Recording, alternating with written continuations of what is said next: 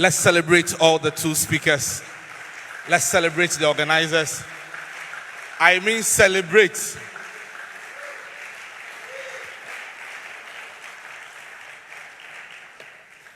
Good morning, everyone. I want to acknowledge the two speakers who've spoken before me.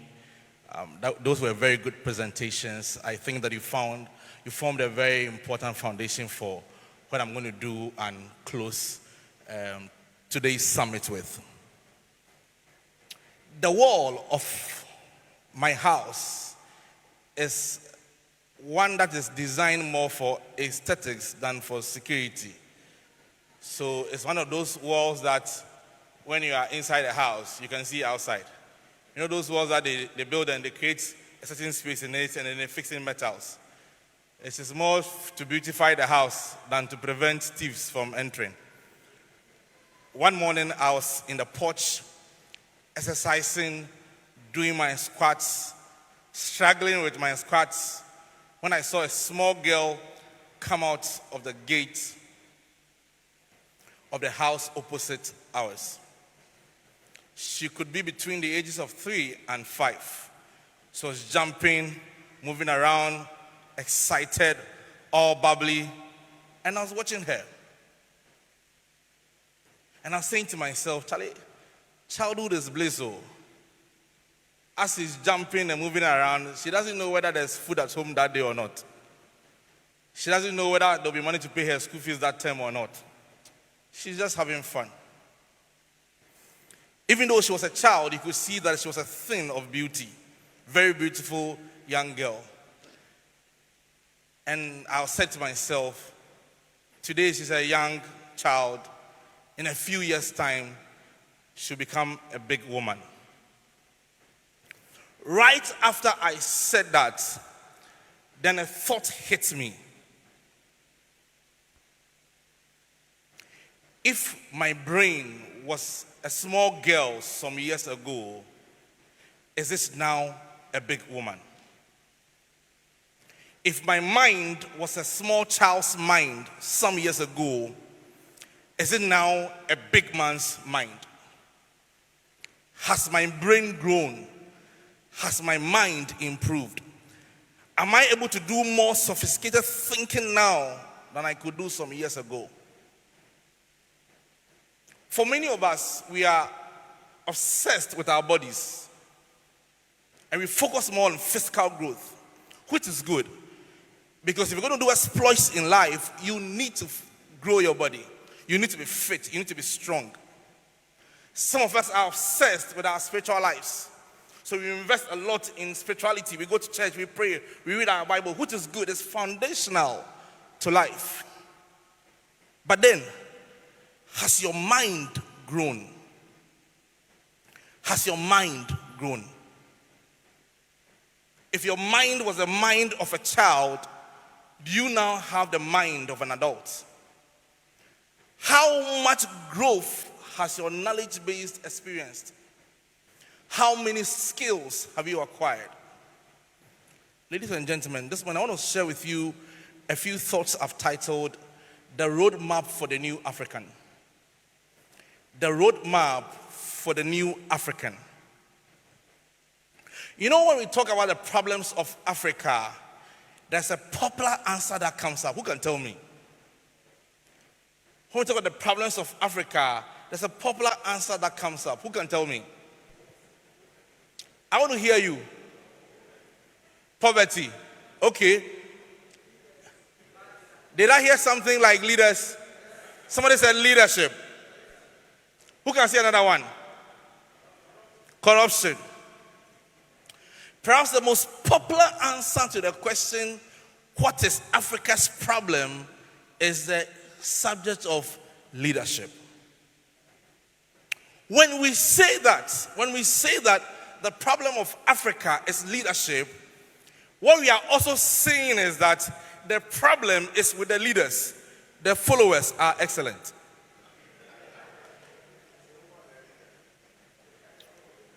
When we say that the problem of Africa is leadership, we are saying that the leadership is imperfect, but the people are great. They are excellent. They are really good at what they do.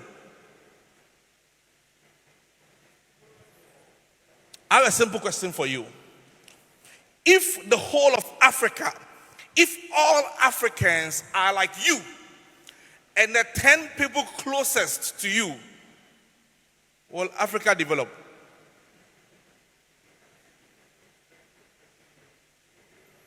If all Africans are like you, and your 10 closest family and friends, if all Africans think the way you think, behave the way you behave, make choices the way you do, can we make this continent a first world continent? Someone say, what are you doing? Ladies and gentlemen, I think that the problem of Africa is bigger than leadership. All of us, from the leadership right down to the very last one of us, we all need to change. We all need to change.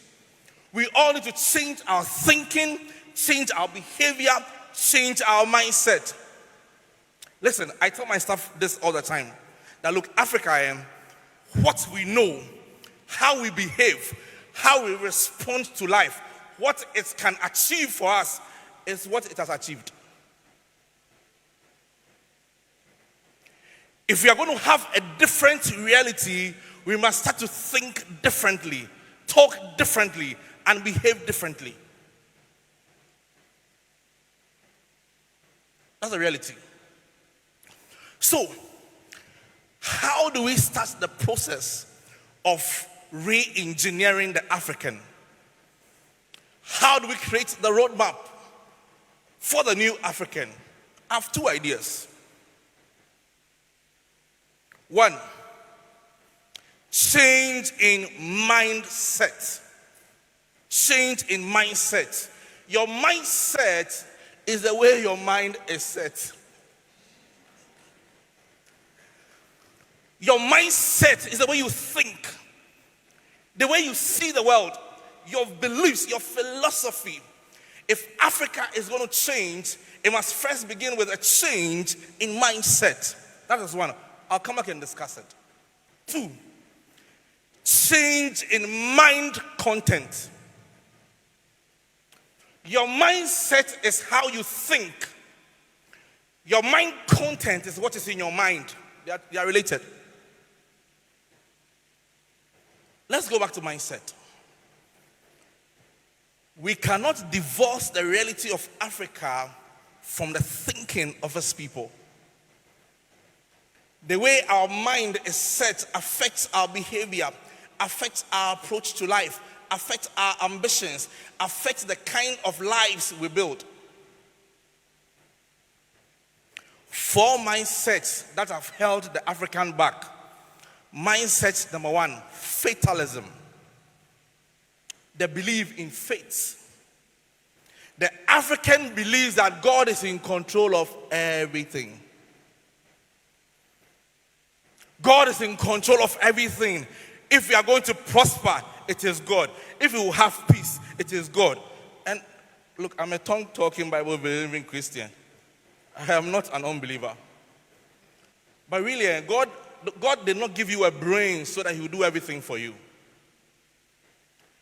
The African believes that God is in control of everything. So we start life, we have little ambition, we make little effort, and somehow we believe that God is going to prosper us.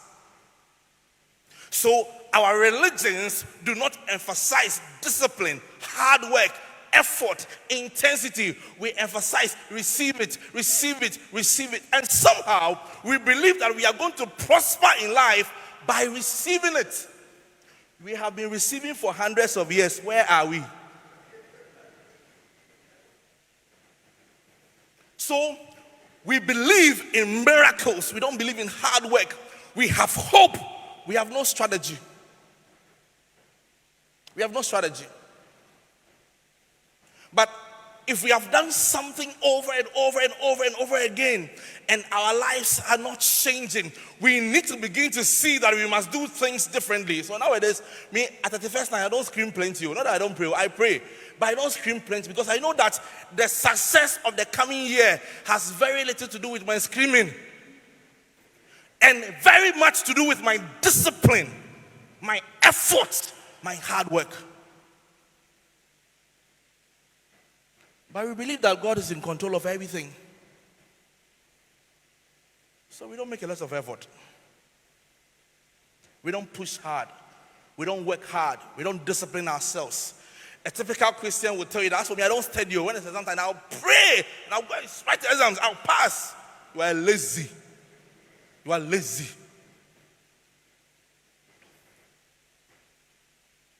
The future is a joint venture between God and us. Write it down. The future is a joint venture between God and us. God has done his part, and we must do our part.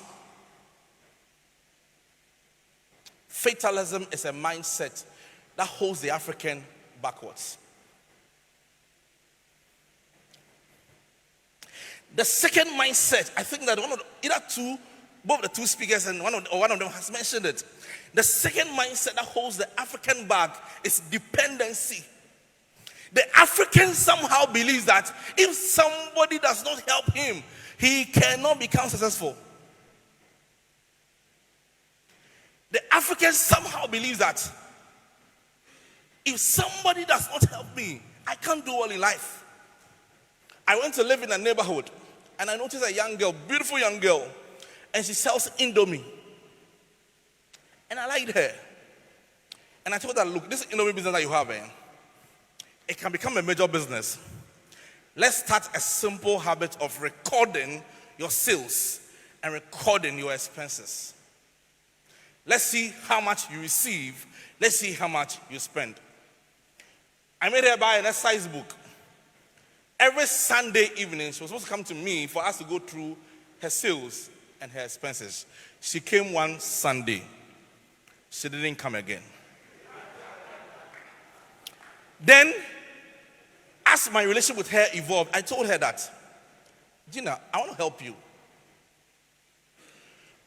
Why don't you go to school? Very nice girl.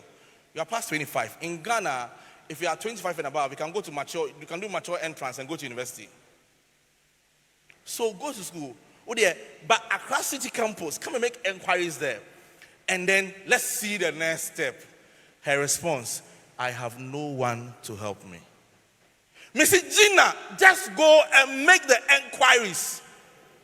Gina did not make the inquiries. I have no one to help me. Now me, I may catch her or say, but do you know what my plan is? That didn't work. I lived in that neighborhood for 3 years. At some point, I spoke with her, and then she told me that, okay, I'm not going to school now, so she wants to go and learn how to sew. At that time, I was consulting for a fashion business, very leading fashion business, Grandpa Clothing. And I said, I consult for this fashion business. Come, so that we'll go and make inquiries so that you can go and apprentice there. Gina did not come. Because the average African interprets help as harvest, not seed. Don't give him a job. Don't ask him to go to school. That is how the average African thinks. How can we compete with Bill Gates? How can we compete with Mark Zuckerberg? Because you have a dependability mindset. Look, I have an uncle in the US, very rich uncle. He was mates with Baumia, very great man. He has good money. If he helps me, fine. If he doesn't help me, fine. My success in life, I told you, my success in life is not tied to anybody. Even my own wife, if she leaves me, still, I will succeed. That is the mindset that the new African must have. That I am responsible for my destiny. I'm responsible for my future. I'm responsible for the outcome of my life. Whether I receive help or I don't receive help, I will succeed.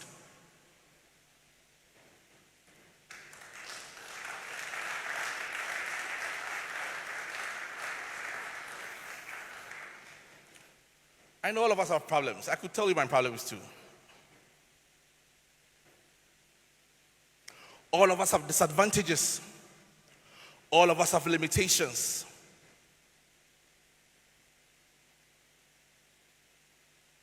But you can overcome them.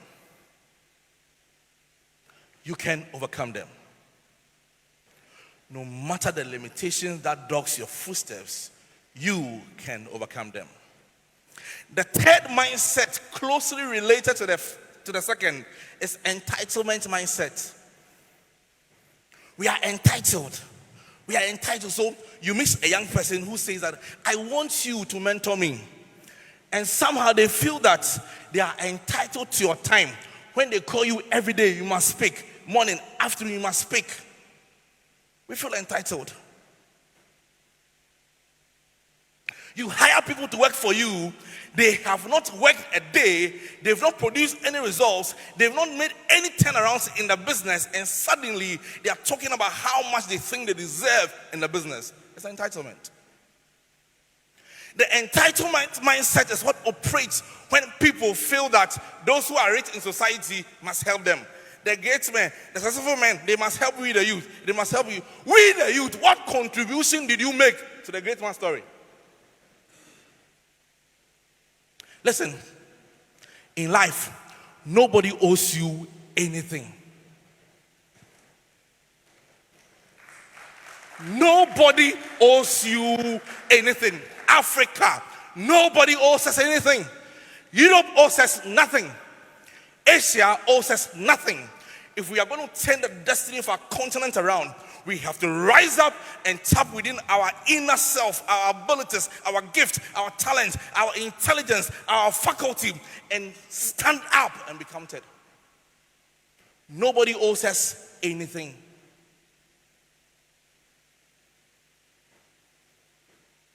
The fourth one, somebody also mentioned it. Everything that is African is inferior.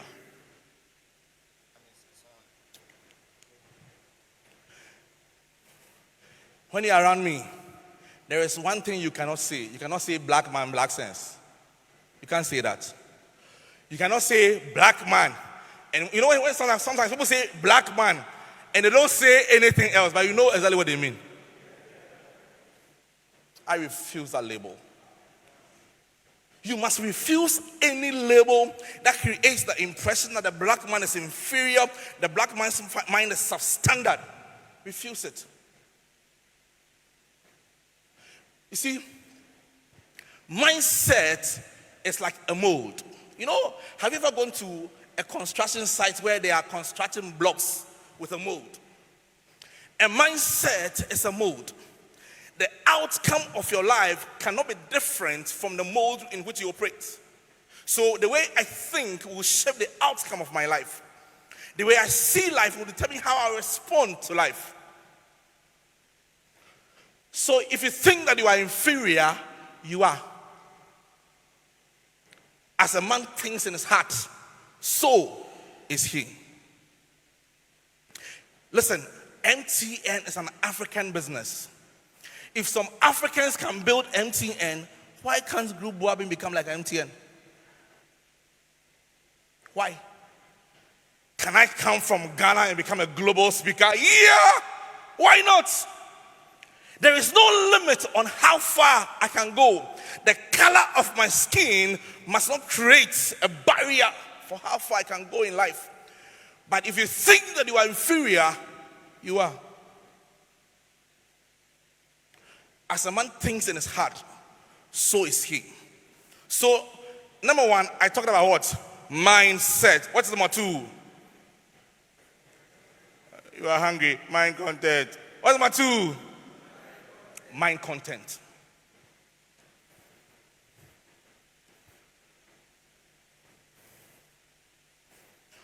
When was the last time you read a book? How many books did you read last year? Listen, if we are going to compete with Asia, with America, we must first appreciate the reality of our situation. A few months ago, I watched a movie titled Papillon on Netflix. Papillon is a story of a young man called Papillon who was falsely accused of murder and sent to prison. And then he went to the prison and he met somebody else in the prison. And they made several attempts to escape from the prison. Every time they attempt to escape and they fail, they catch them and take them to a more difficult prison than the earlier one. They did it 3 times. They were caught 3 times. So they took them to the final prison called the Devil's Island. The Devil's Island is an island that is a cliff, a tall rock. So you can get there, but you cannot get out of the place without a boat. The place is so dangerous that there are even no prison guards. Only the prisoners are there because there's no escape.